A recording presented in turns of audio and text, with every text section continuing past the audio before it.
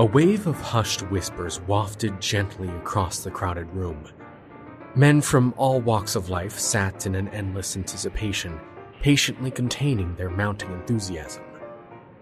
It had been several nights since such a gathering was seen, with each passing moment stretching their excitement to limits unthinkable. Before them stood an improvised stage of weathered planks and a lone, aging chair, the focal point of the evening's entertainment. A solitary footstep resonated on the time-worn boards, sending a reverberating silence through the expecting audience. The soft-spoken words that drifted in the air dissipated. The hearts of the assembly pulsated with anticipation, their veins carrying that feeling throughout their entire being. With each steadfast step towards the lone chair, the illuminated individual exuded an air of pure determination, a striking commitment in delivering an outstanding performance, believing to himself the audience deserved nothing less. Finding his place in the chair with a quiet composure, Mr. Fritz settled in, his eyes blinking as they adjusted to the dark room and the sea of smiles plastered on the faces of his fellow prisoners. They hung on his unspoken words, a fact he was acutely aware of. Tension arose as they waited for him to part his lips, to send them reeling down a road of memories. Whether it be a joke on their circumstances or commentary that captivated the room, their attention would remain rapt, provoking him, hoping to steal away his uplifting banter, if only for a fleeting moment. The guards, on the other hand, held a distinct opinion on the man commanding the stage. He was undeniably an eccentric figure, yet perhaps what remained of their waning humanity allowed them to regard him with a touch of pity. Life inside a German concentration camp in 1943 was far from tolerable, so perhaps the fact that Mr. Fritz was able to provide a semblance of normalcy, injecting an air of humor into their grim environment, was as charitable of an act as the ever-vigilant sentinels were willing to grant. Yet, despite the unspeakable atrocities they often inflicted upon their captives, in the Nazis' eyes, they paled in comparison to the unnerving presence Mr. Fritz seemed to cast over them. It defied explanation, the way he acutely observed those who had taken him and his comrades captive. His vacant eyes appeared to track one's every move across the room, his mouth often agape as if he yearned to scream, but was prohibited from doing so. You see, Mr. Fritz was a beloved individual who not only entertained his fellow prisoners of war, but also imbued them with a sense of hope. Hope that was desperately needed during this dark time. But there was something peculiar about him. The guards knew it, though they couldn't quite understand why they felt this way. Despite his lively act and charming quips, something odd seemed to surround the little man who demanded such attention and praise from his peers. Perhaps that aversion towards him was born out of fear. Fear of the fact that Mr. Fritz was not actually alive. Welcome back to another haunted episode on the Moonlight Lore podcast, everyone. I am your cold-ridden host, Jordan Hopkins, and you're listening to The Peculiar Life of Mr. Fritz.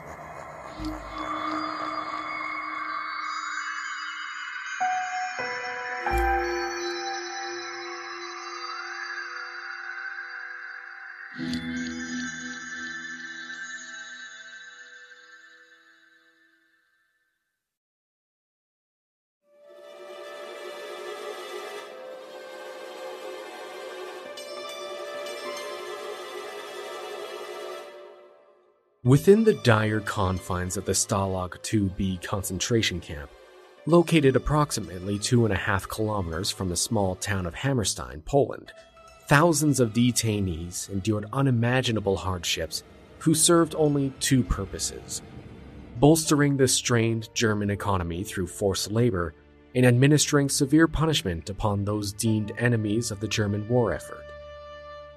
The incarcerated population encompassed a diverse array of prisoners of war, Polish soldiers captured during the initial September campaign, French and Belgian POWs from the Western Front, American captives taken during the Tunisian campaign, and unfortunately, many others who hailed from numerous other regions affected by the fires of war. In this gruesome hell, those held in captivity would be granted their first bitter taste of the realities of war, coming face to face with the depths of human cruelty. Nourished by meager food rations that barely sustained their aching bodies, and subjected to grueling forced labor on neighboring farms, the men of the Stalag camp grew increasingly desperate. They clung to the fragile hope that an Allied force would breach the line and free them from their wretched existence. Yet, as the winters dragged on and the ranks of the weakened were replenished by new arrivals, their hope began to wane. They began to question whether their brief existence would be cut short here, within the weathered walls of the bunkhouse or on the frost-covered ground outside. They could recognize their future looked bleak, a fate firmly set within the realm of torture and slaughter. However, not everyone harbored similar notions of impending doom. In fact, a considerable number of the prisoners here clung desperately to the hope that their lives would be spared and that they would one day return to their homes. Among this minority was a curious man, Billy Booth, a private in the American Army. He came from a background most would typically dismiss when envisioning potential soldiers for a global war, but the draft seldom discriminates. Private Booth, much like many in his time, hailed from a background seemingly ill-suited for survival, let alone combat. Yet, despite his unassuming origins, he managed to adapt to his circumstances. In America, he had devoted the early years of his adulthood to delighting children as a simple puppeteer. He staged performances at a local outdoor theater and was welcomed into schools as a guest to help alleviate the anxieties brought on by the looming war in Europe. Children whose parents had been torn away to aid in the war effort found solace in someone willing to bring merriment and joy back into their lives. Billy Booth served his role exceptionally well, right up until the day he was summoned to serve. Some may have called it luck when he arrived at Stalag 2B, having not only survived past encounters with German forces, but also the arduous journey to the camp where he would eventually emerge as a notable figure among his peers.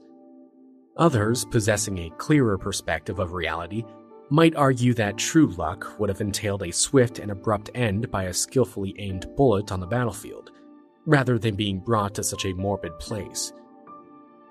Regardless of what one might deem as the more merciful outcome, the winds of fate delivered Billy Booth to the doorstep of Stalag, a place rife with terror and torment.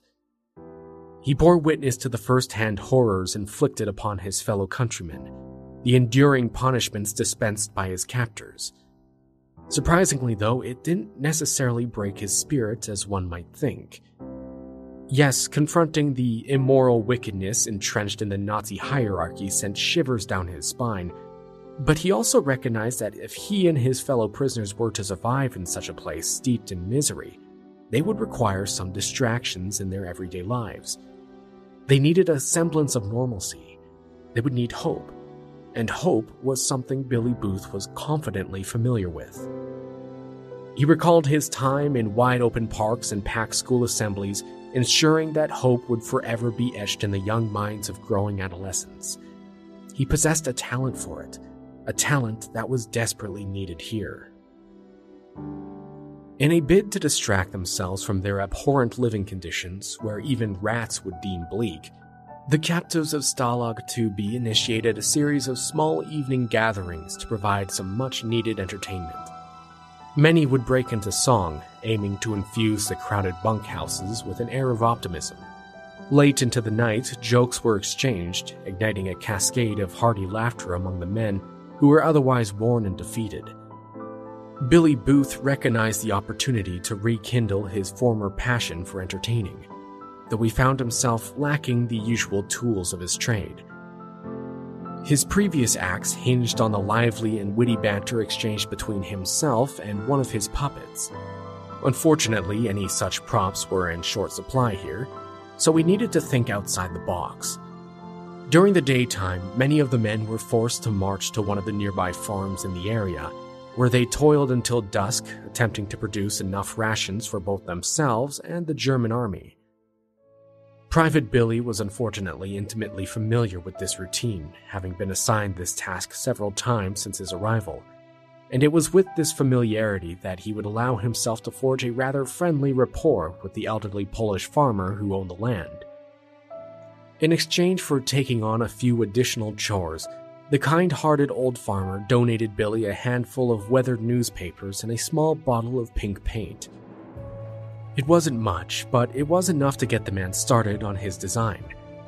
Painstakingly, albeit with a loving touch of creativity, Billy soaked the newspapers in a vat of potato starch, allowing him to sculpt the fine intricacies of a papier-mâché dummy. This form he then adorned with a pink dye, allowing him to fashion a semi-realistic face that would then play the cherished counterpart in his comedic performances.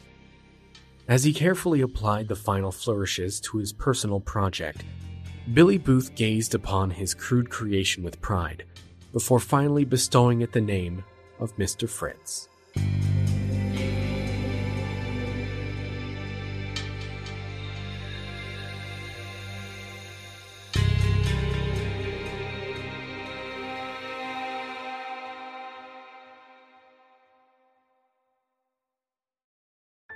For the span of over a year, Billy and Mr. Fritz commanded the spotlight, providing entertainment for the residents of the concentration camp.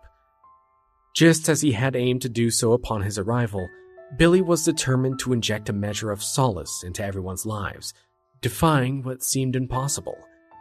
The constant fear of daily executions loomed over their thoughts tirelessly, but with the aid of Mr. Fritz, Billy was able to momentarily banish such reflections with humor and joy, much like he had done years earlier in America. Tragically, however, the dynamic duo would not last forever. After 18 months of delivering delight and amusement to his fellow prisoners, Billy Booth, along with several of his peers, were led on their final journey into the fields beyond camp, and there he was instructed to dig a shallow grave that would ultimately become his final resting place. A short while later, the camp would be liberated by the Soviet Red Army, and the remaining prisoners would be granted their freedom. Billy had missed it by only 2 months. Many might assume this is where the tale ends, with the tragic passing of a man who breathed life into a doll and brought glee and jubilation to a somber reality. However, we have only just made it to the end of Billy's story, not Mr. Fritz's. While Billy Booth met his fate outside of Stalag 2B, Mr. Fritz remained confined there for an additional 2 months afterwards. During this period, those who mourned the loss of their friend understood that his legacy would endure, so long as Mr. Fritz endured. No one would dare use the lifeless doll for amusement any longer, out of reverence for Billy. So Mr. Fritz assumed the new role as a symbol, illustrating that even if a situation may seem dire, there would always be a glimmer of hope for a brighter future. And so, for those 2 lingering months, Mr. Fritz sat dormant, ever vigilant, ever still, or so most would care to believe. Within the cramped confines of the wooden bunkhouse, on nights veiled in the feeble light of a lantern's dying flame, a sudden movement might have caught the periphery of one's waning vision. Shadows waltzed with a quiver as the light was stirred by a fading breeze, allowing one to dismiss the fleeting notion as nothing more than a mere illusion.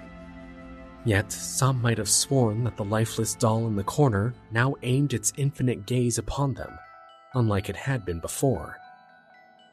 As the men stirred in the early morning hours for their daily roll call, a few would observe their mascot and realize it had been repositioned to face a different direction than he had been the night prior. Not only this, but his eyelids and mouth seemed to have shifted positions as well. Could he have accomplished this on his own? A notion some may have silently dared to entertain in their own thoughts. Strange to imply and conceive of such an implausible idea, one that would certainly incite laughter at the absurdity. But time and time again, it appeared as if though Mr. Fritz possessed the uncanny ability to move, ever so slightly, entirely of his own accord. A notion of such caliber would have invited an endless cacophony of mockery, so those privy to the doll's nocturnal activities prayed its eyes would fail to notice them watching in return.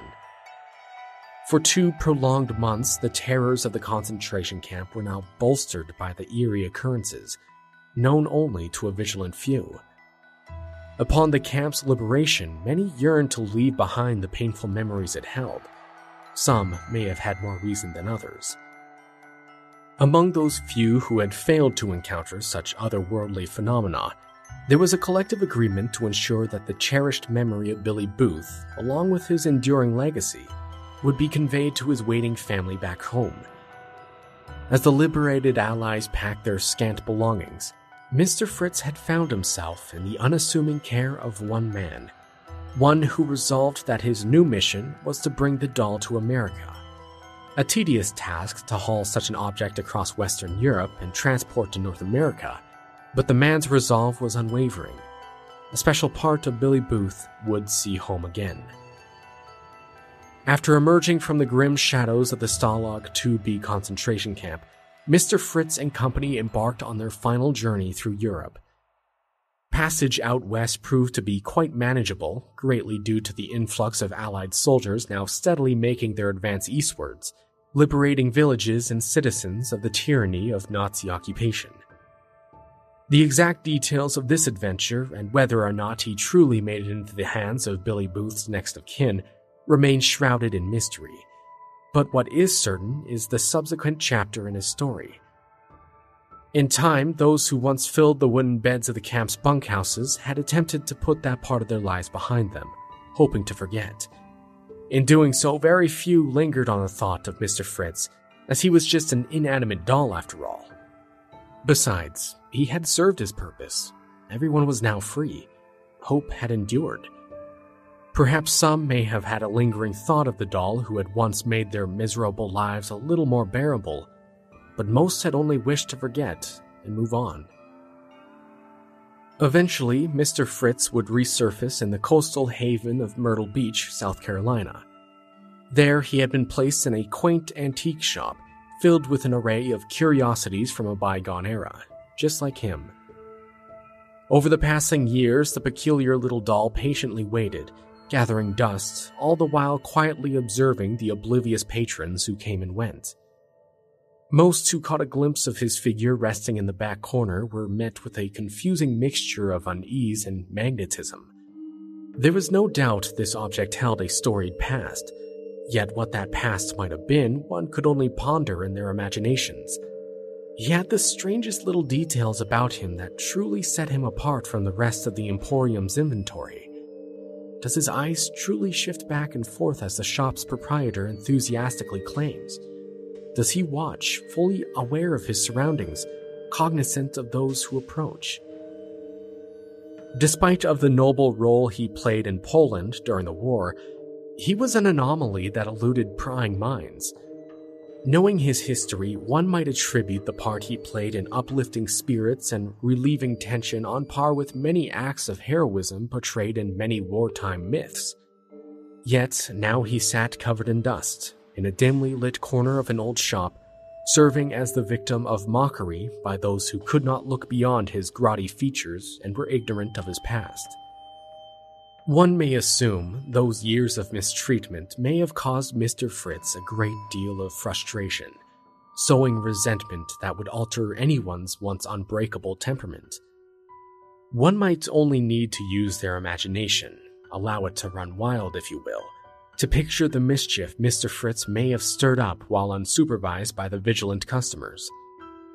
Objects mysteriously vanishing, only to reappear as if conjured from thin air in entirely different locations.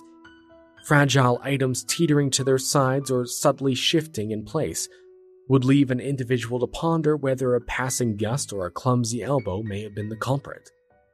Soft, nearly imperceptible whispers swaying through the room, or the telltale echoes of footfalls on the wooden floorboards in moments of solitude would startle a few unsuspecting souls caught in the surprise of several occasions. In truth, Mr. Fritz harbored a deep bitterness for his situation. He yearned for a place where he'd be duly cherished, an owner who would pay him the attention he deserved. After all, he was crafted for the limelight, and thus he demanded to be in it. Fortunately, Mr. Fritz would find himself to be discovered by a solitary, discerning customer who held an affinity for such curiosities. This anonymous collector maintained a private trove of oddities back home in the United Kingdom and was utterly captivated by the haunting little doll's presence. The small note that accompanied Mr. Fritz, detailing his extensive history and only a few brief lines of weathered ink, allowed a glimpse into the doll's harrowing and sorrow-laden existence. Intrigued by its rich history, the anonymous collector wasted no time in acquiring Mr. Fritz, ensuring he would find proper appreciation amidst the rest of his World War II militaria treasure. Embarking on another lackluster voyage across the Atlantic, drawing ever closer to the land of his creation, Mr. Fritz once again assumed the role of being the center of attention. He was prominently showcased within a clear glass enclosure, its single transparent door granting access to those who sought to admire him. However, it quickly became evident that Mr. Fritz harbored a deep discontentment with his new surroundings. While he relished the attention he received, he couldn't help but feel neglected, quietly accumulating layers of dust in the confines of a private showroom. In an act of defiance against his constant plight, Mr. Fritz resolved himself to continue his spectral exploits, ensuring that focus would be swiftly redirected towards his esteemed presence. As the late evening hours descended into midnight, enveloping the house into a shroud of silence, and as shadows crept through every vacant corridor and room, faint echoes of laughter and self-commentary would stealthily reach the ears of the slumbering collector upstairs. Often roused from his bed to inspect the premises, he would find nothing amiss, save for the open glass door of Mr. Fritz's case and the disconcertingly innocent smile plastered on his unmoving gaze. Every evening, the proprietor of the Cabinet of Curiosities would ensure to firmly secure Mr. Fritz's display case door, hoping that this ritual would put an end to the nightly phenomena. Yet, without fail, the door would be cast ajar by morning, and Mr. Fritz's expression would appear ever so slightly changed. The growing whispers and persistent noises thrived in their nocturnal environment, so much so that the owner refused to investigate any further, harboring a fear of what he might encounter traipsing about the showroom floor. This marked a true turning point in Mr. Fritz's demeanor. Previously, the lifeless doll was content in orchestrating just enough peculiar occurrences to draw attention to him, a distinctive trait he exhibited thus far. Yet now it seemed he had adopted a newfound delight. The once innocent ventriloquist doll who had earnestly sought to bring so much joy to others now seemed to revel in stroking their fears for his own amusement. Years spent confined within a display case, coupled with prolonged neglect, appeared to have brought him to a breaking point. Night after night, the unsettling affair escalated. The noises grew more pronounced. The phantom footsteps drew nearer to the bedrooms. It was nearly overwhelming for the eccentric owner to endure. The final breaking point came one afternoon while he was tidying the showroom. His eyes fell upon the prominent figure of Mr. Fritz, who seemed to be watching him ever so intently. With a steady gaze, the man crossed the room to break contact, but what he witnessed sent his heart plummeting from his chest. Mr. Fritz, fixated on him, maintained an unbroken stare, defying his own unseen protocol and allowing his empty eyes to move of their own accord. In a moment of pure panic, the owner desperately sought a rational explanation for these chilling events, ransacking his own brittled mind for any natural circumstances that could account for such horrors. Could it have been a stray gust of wind slipping into the room at night that nudged the glass door open? Perhaps it was an optical illusion that played tricks on him, making it appear as if the doll's gaze followed his every move, lending it an uncanny semblance of awareness. As for the nocturnal voices and footsteps, could they have been the innocent sounds of his children slumbering down the hall from him? The collection of these peculiar events happened precisely upon introducing the doll into the home. It seemed too coincidental to fathom. Vigilant observations in the following days failed to yield any rational explanation for these hauntings. So, fueled by an innate hope for a solution, the owner resorted to taping the glass door shut, wondering if by confining Mr. Fritz within, he might limit the doll's influence over the rest of the house. Late into the night, the distinct sounds of heavy footfalls reverberated throughout the main floor showroom, signifying that Mr. Fritz was awake. Ascending the old wooden steps to the second floor and advancing towards the firmly shut door of the bedroom, the footsteps halted outside it, all while the old collector cowered inside. Silence followed, until suddenly the doorknob began to wiggle ever so slightly, as if someone were attempting to gain entry but were unable to bypass the lock that had been carefully secured in an earlier moment of precaution. He hoped the mysterious presence would eventually relent, that it would give up on trying to reach him and return to the lower levels of the house. But just then, the gentle glow that had previously emanated from the keyhole was abruptly obscured by a figure on the other side. A hushed whisper replaced it, slithering its way into the bedroom and piercing his ears. Although indiscernible, he feared it nonetheless. As dawn broke and the events of that night slowly became a nightmare of the recent past, the man cautiously descended the stairs, his eyes transfixed on the entrance to his precious showroom and the open doors that invited him in.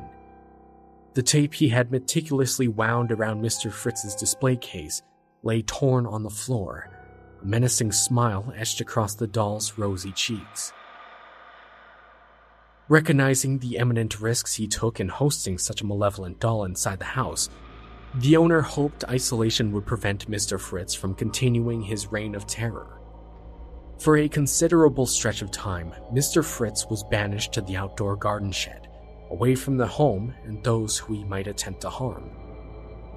Following such a move, fewer and fewer nighttime disturbances disrupted the man's slumber, and his children no longer harbored any trepidation in venturing into darkened rooms. However, not all paranormal hauntings ceased entirely. The children frequently reported hearing strange noises emanating from within the garden shed, as if someone were violently tossing around the implements in a fit of fury. Maniacal laughter echoed from within the wooden shack, casting a potent deterrent to anyone who dared to draw near it. The overwhelmed collector found himself in a desperate situation. While he loved hosting the doll among his collection of World War II memorabilia, the spectral phenomenon was far beyond his capacity to handle. Mr. Fritz had to go.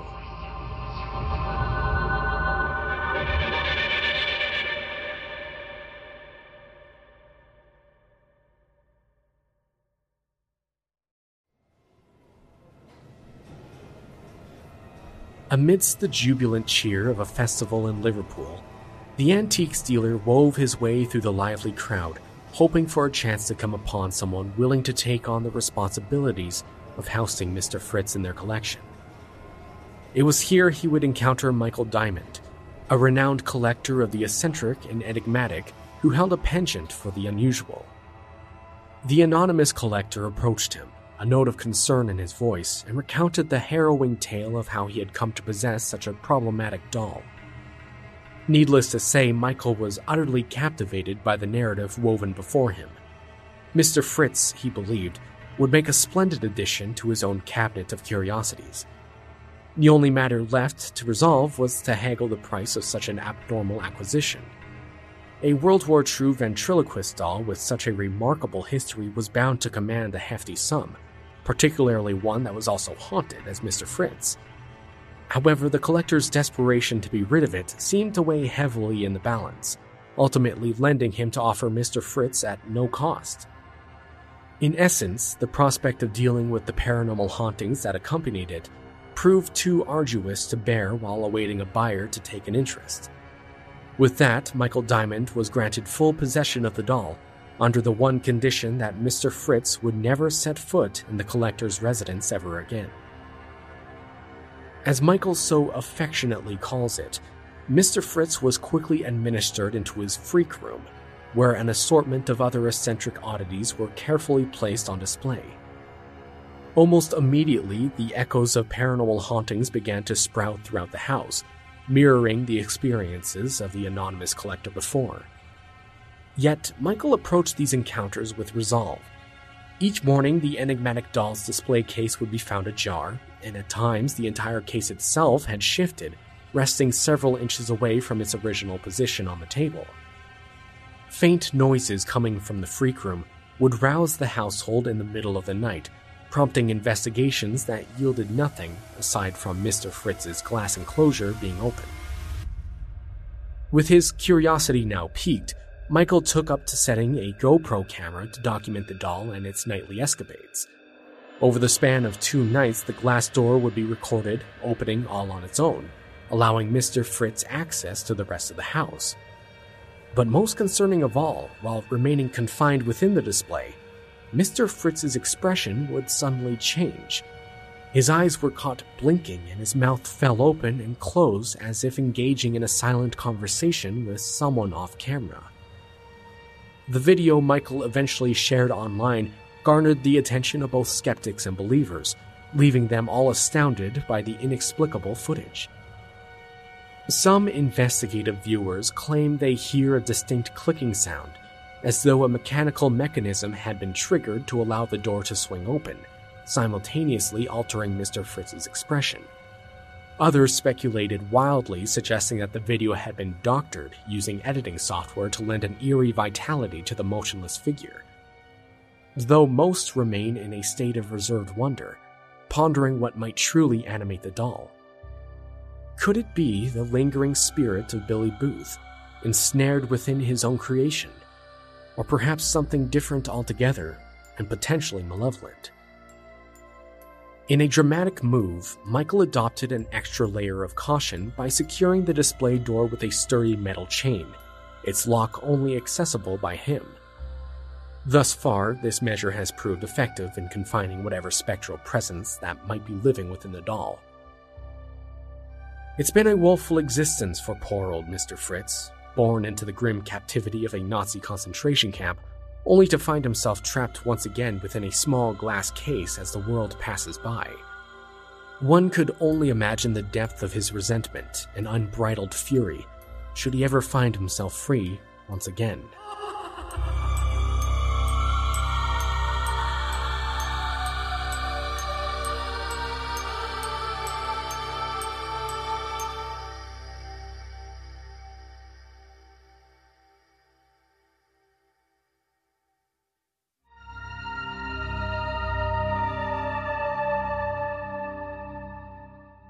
I hope this Halloween episode was one that sent a shiver down your spine this season. It had been a while since I had done an episode about a haunted doll. I believe the last one was when I covered Robert the doll way back at the beginning of the show's history, so I've been wanting to step back into something like that again for some time, and I thought Mr. Fritz was the perfect candidate for the Halloween episode. If I recall, quite a few of you said that you found the Robert episode to be quite frightening, so I hope I managed to instill that similar fear in you again with this episode. To be truthful though, there's not a whole lot of evidence in support of Mr. Fritz actually being haunted, nor could I reliably say that his creation was as dramatic as the story claims it to be. There's not much information online regarding the doll, nor is there much to suggest that it's truly haunted. Yes, the video online does quite clearly show him moving on his own, but I'm often hesitant to believe it has anything to do with paranormal activity. There are just so many videos and stories of haunted dolls out there that, in my opinion, can easily be explained away by physical manipulation and skillful artistry. Anytime I see what's claimed as a haunted doll move on its own, I have to wonder if there's an invisible string attached to it, being pulled by someone off camera or other deceitful tricks being concocted. Do I believe Mr. Fritz's story at all? Not entirely, to be honest. It's a great story if told in a theatrical way, but in terms of historical evidence or even physical paranormal evidence, this narrative is quite lacking. Because if the doll moves and reacts with its surroundings as much as it's claimed, why is there only one single recording of it moving and the glass door opening? Surely if it was as haunted or possessed as some might claim, there would be more concrete evidence to support it. Maybe set up 2 or 3 different cameras in different positions instead of just one, so that the audience might be able to confirm no one else is in the room pulling the strings, so to speak. Perhaps allow individuals to come and investigate it themselves, to use their own paranormal equipment to determine what might really be happening here. Different opinions may produce different results, which would be interesting to read or hear about. But until Mr. Fritz is properly investigated, I'll suspend my belief. Truly though, I do hope that you enjoyed my retelling of this fearsome doll. I should also mention that Mr. Fritz is nothing more than just a peeling head of paper, so if you do happen to have nightmares about him, don't worry because he doesn't have arms to grab you or legs to chase you with. That being said, I will try to post the video of him blinking and mouth moving to Instagram so that you all might get a chance to see him move, and also I'll be posting pictures of him up there as well. If you enjoyed listening to this episode and thoroughly got creeped out by it, that's fantastic because that's what I was aiming for. For those of you who might want to share the spooky episode with your friends or family, be sure to pass along the show to them through word of mouth or by posting it to your social media. The absolute best way in growing the show is by sharing it. I often hear people say the show deserves more recognition and listeners, so if you truly believe that, please feel free to share it. Also, for those who wish to help out the show, leaving a 5-star review and following it goes a great distance in helping the show become one of a kind. I like to do my best in setting it apart from other shows out there who share similar topics, so if you enjoy my style of retellings, please consider helping out by leaving a good review and sharing it. For those of you who wish to go a step further in supporting the podcast, I have a Patreon that gets monthly uploads of similar creepy or fascinating stories that the public doesn't get to hear about on the main feed. This October, I have a fairly long episode coming out. I suspect it will be twice the length of this one, and it's one that I've been wanting to do for a while. It's about a group of young boys who went hiking into the Black Forest in Germany, only to be captured by a raging blizzard, forcing a few untimely deaths among their group. And keeping in theme with this particular episode as well, there's also the theme of Nazi cover-up and the conspiracies that were involved with that story. It's quite an interesting one, so I hope some of you will consider donating to the Patreon to hear it, along with the collection of other disturbing tales I got over there. I believe I had mentioned in the last episode I had done about the Hellhound of Valacrucius that I was in the works of setting up some merch for the podcast. It's not quite ready, but I'm hoping maybe near the end of November it'll come out. I got a sample of a hoodie that's going to be on there, and it's actually quite comfortable, but I do want to fix the logo on Photoshop a little bit. Also, full disclosure, I think I mentioned it at the beginning. I'm also on the mend from a cold that's gripped me for well over a week. I just can't get rid of it for some reason. So you may have noticed in this episode I might have a shifted voice or funny tone at some parts. Just in case anyone was wondering about that. It might also, for Patreon subscribers, it might also affect when the episode's going to come out, because honestly my voice is it's in pain right now after talking for so long doing this episode. So having to do another long one will be a bit tiresome, so I might wait until my voice clears up a little bit. And with all that said, I do think we've come to the end of this episode. I hope you enjoyed hearing about Mr. Fritz again, and I hope you all had a wonderful October. Stay safe this Halloween, enjoy it, don't get sick, and I'll see you next month with a few brand new stories to tell. Take care, everyone.